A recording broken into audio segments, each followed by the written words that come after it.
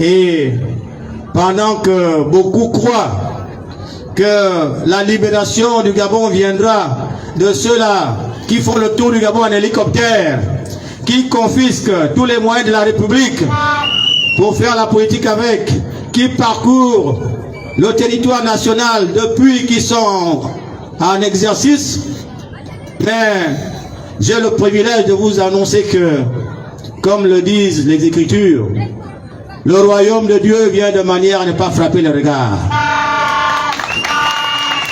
Ne croyez pas que c'est ceux qui remplissent les places de meeting avec 1000 et 1000 bus pour prendre les gens en Kembo, au Vendo, faire venir les gens dans Toum pour donner l'impression qu'ils sont populaires, qu'ils sont les mieux placés pour diriger le Gabon.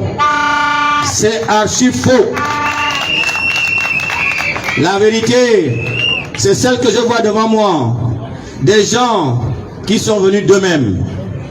Des gens qui sont motivés. Des gens qui ont confiance à leurs candidats. Qui sont prêts donc à assumer leur transport aller-retour. Pour dire, je m'en vais écouter ce monsieur. Il s'appelle Joseph La Pensée Senghor. C'est ça la vérité. Et si tout le monde était honnête, tous ces meetings-là auraient exactement le même effectif. Mais comme les autres, ils prennent l'argent de l'État pour mentir aux Gabonais. Mais ce que nous savons, c'est que leur jeu ne prospère jamais. À la fin, le Gabonais, il reste constant dans son vote.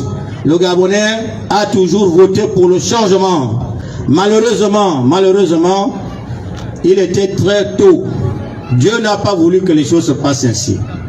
Dieu a voulu que le changement arrive à travers une personne qui n'avait aucun lien, ni de près ni de loin, avec ceux qui ont mis le peuple gabonais dans le chaos.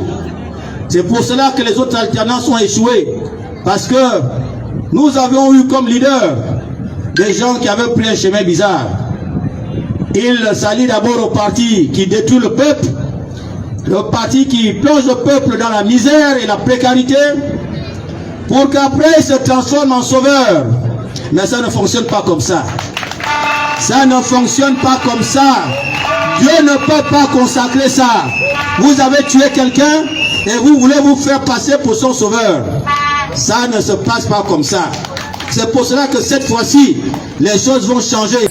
Beaucoup de gens s'étonnent pourquoi je suis candidat. Et ils pensent que comme je ne suis pas connu des Gabonais, c'est une faiblesse. Mais laissez-moi rire.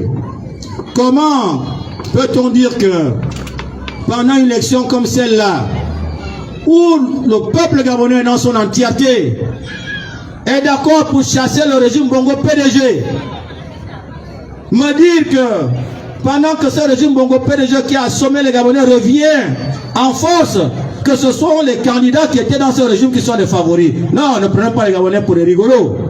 Les Gabonais voient bien que nos espoirs se sont évanouis dans un océan de tristesse. Parce que nous avons cru, ce jour-là, moi j'étais en Djolé, je me suis réveillé en sursaut, lorsqu'on m'a dit que les militaires avaient déposé le régime Bongo PDG. Nous avons tous applaudi. Malheureusement, nous nous sommes aperçus que c'était une entourloupe de plus. Ceux qui avaient perdu le pouvoir par les urnes ont tout fait pour le conserver par les armes. Et ils veulent nous faire croire qu'ils ont fait ça pour notre bien. C'est archi faux. Et tous les Gabonais le savent aujourd'hui. Le régime Bongo PDG est là, il est encore là. Vérité. Le régime Bongo PDG est là, il est encore là. Donc, il nous appartient de redoubler d'efforts. Parce que ce qu'on croyait être fait n'a pas encore été fait. Donc, nous ne devons pas baisser de vigilance. Nous ne devons pas baisser les bras.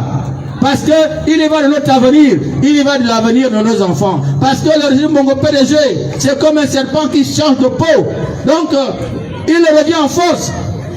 Et si nous ne profitons pas là pour mettre un terme à ce régime, c'est nos vies qui sont encore condamnées pendant 30 ans.